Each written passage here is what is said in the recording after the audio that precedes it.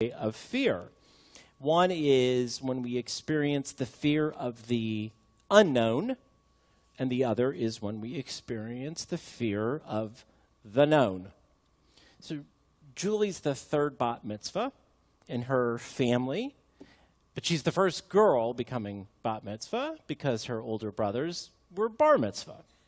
So her mom and her dad probably have both going on. The fear of the unknown, it's the first bat mitzvah. Sorry, Julie, I had to use you as an example because you're close. But also the fear of the unknown because it's the first bat mitzvah, the fear of the known because I'm sure they have some anxiety, although a much more relaxed kind of anxiety than the last two times, yes. Knowing what's going to more or less happen. The prayers are the same. The concept of blessing the Torah, coming up and blessing the Torah, the generational passing is the same. But there's a little bit of mixture. But for most of us, we experience one or the other. So for example, I said at the beginning of the service that today is my boy is 20, right? So he was the firstborn. And so the fear of the unknown when he was born was exceptional.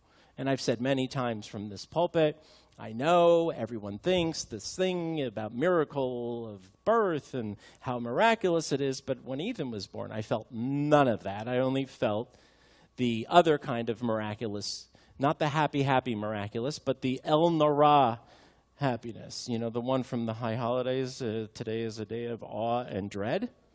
That one. So we can have different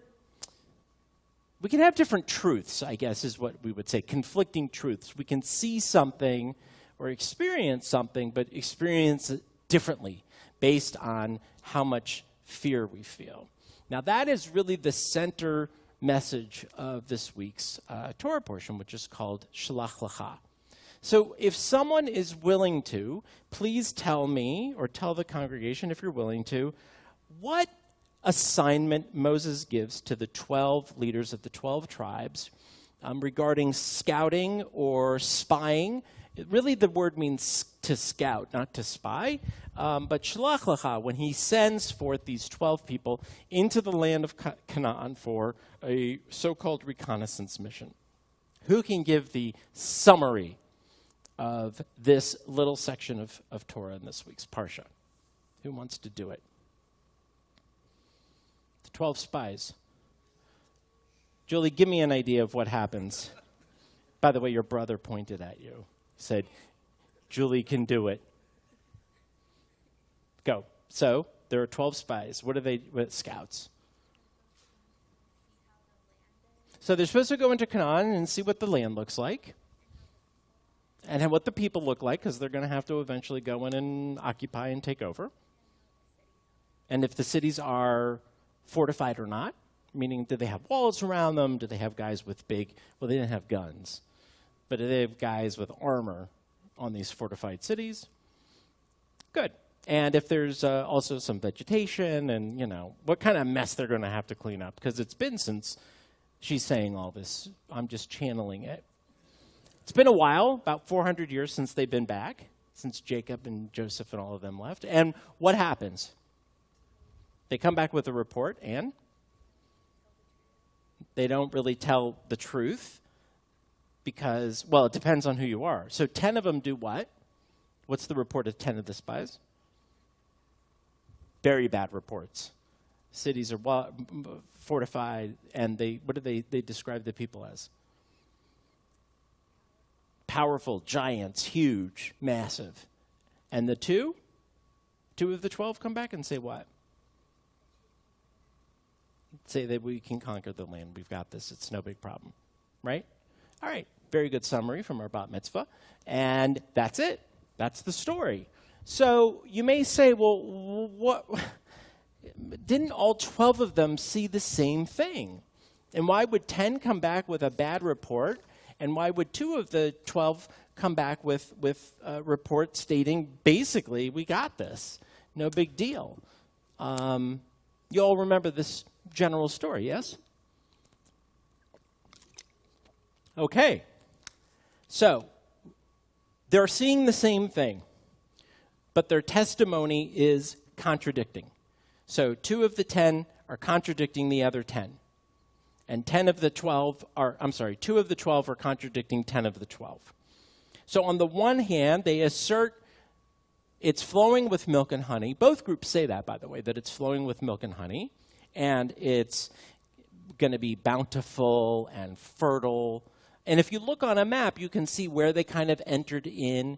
And when you go to Israel and you're driving from, let's say, the Sea of Galilee, the Kinneret, down that road toward the bottom of where the Dead Sea is going up to Jerusalem, that's basically the vicinity.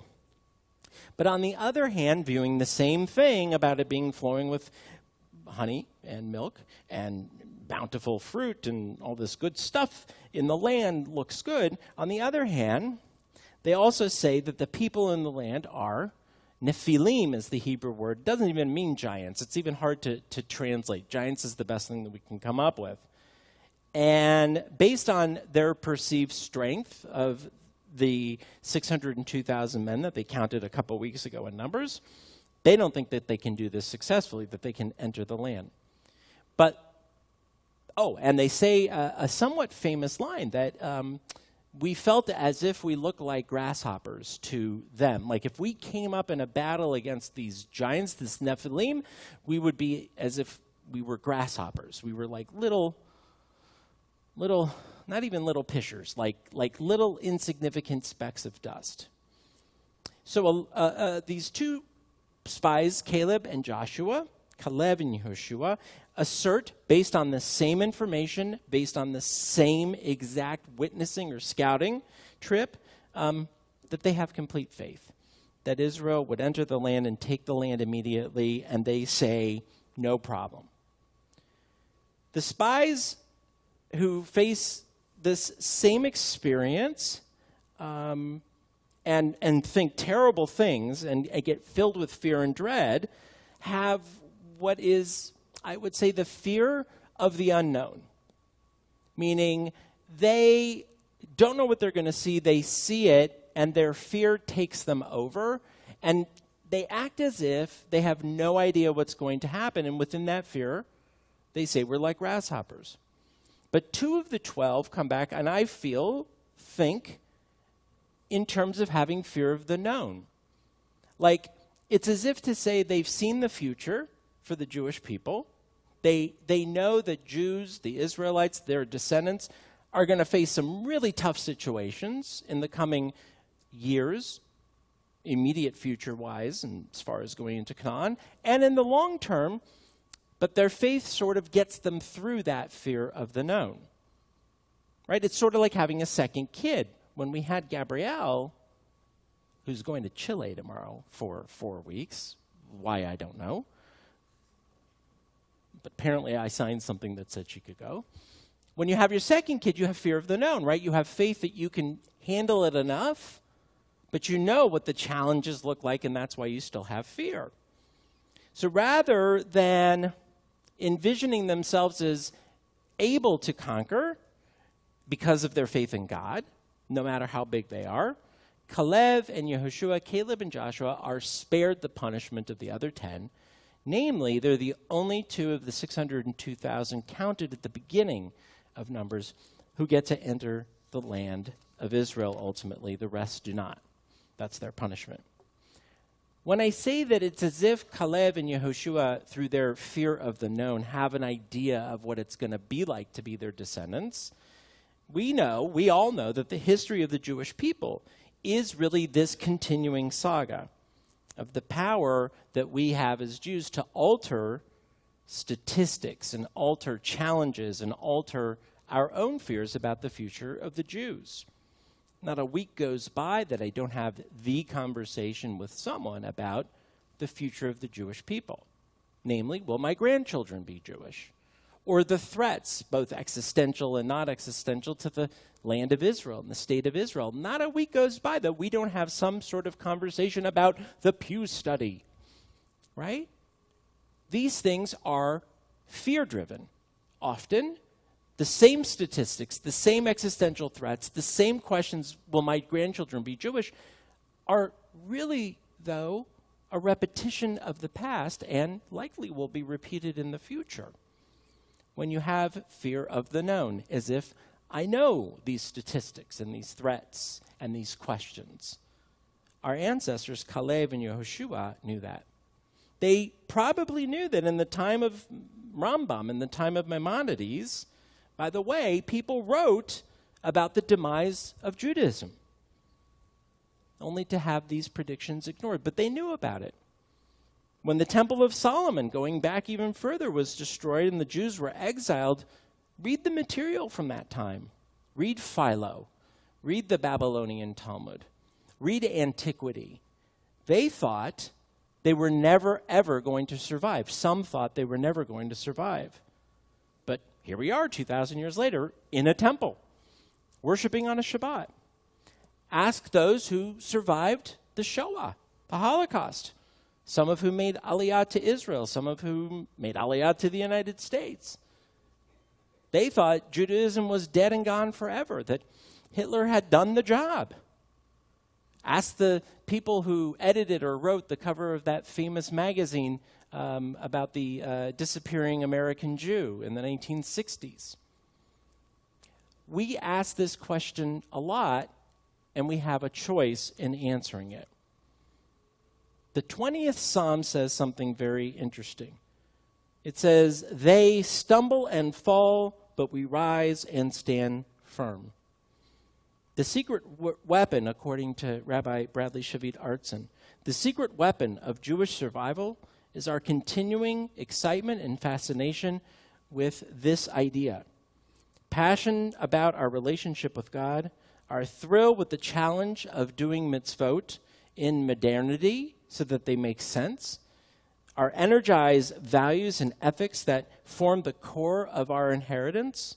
We make ourselves eternal like Joshua and Caleb by linking our identity to God, who is eternal. The psalm in Psalm 20 continues, "Some trust in chariots, others in horses, but we honor God." In the process, we show the obsession with the facts and statistics that are lacking. Through passion and conviction, we mold merely reality to match our dreams.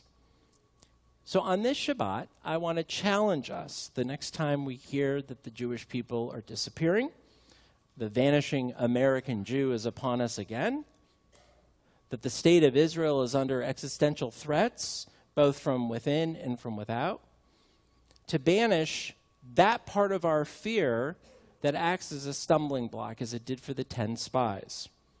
Do not see yourselves as grasshoppers, rather as giants. And be like Joshua and Caleb and understand, past, present, and future, we will always face challenges.